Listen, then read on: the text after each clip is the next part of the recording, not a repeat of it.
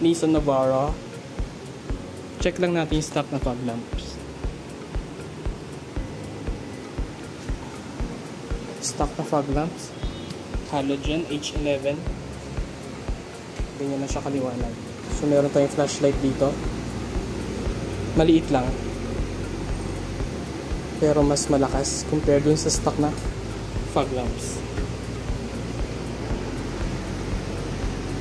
Hi guys! Nagpalit tayo ng fog lights nitong Nissan Navara. Q8 by LED projector fog lamps nilagay natin with high beam function. Dati kasi hindi ko mapagana yung high beam function nitong projector fog lights kapag ka VL Navara yung nilalagyan.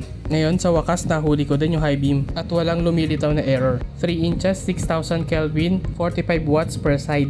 Sukatan natin siya at 8 meters. Umabot lamang ito ng 1900 lux at 8 meters. Combined yan ng dalawang projectors. Sa low beam naman susukatin natin yung OEM projectors niya. Umabot lamang ng 550 lux at 8 meters. Normal lang yung ganitong value para sa stock na headlights. Yung high beam naman umabot ng 2300 lux sa bandang fog lights. Yung foreground limiter nga pala nito malapad kung makikita nyo dito.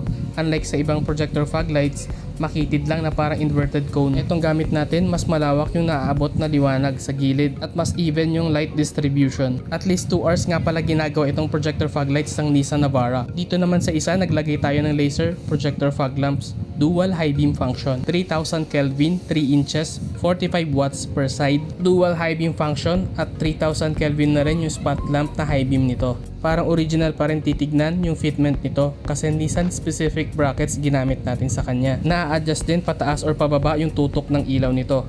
Clear lens lang ito unlike dun sa ating Q8 by LED na blue lens. Yung dalawang mata na yan, dyan lumalabas yung laser. Umabot tayo ng 1200 lux at 8 meters. Combined yan ng dalawang side.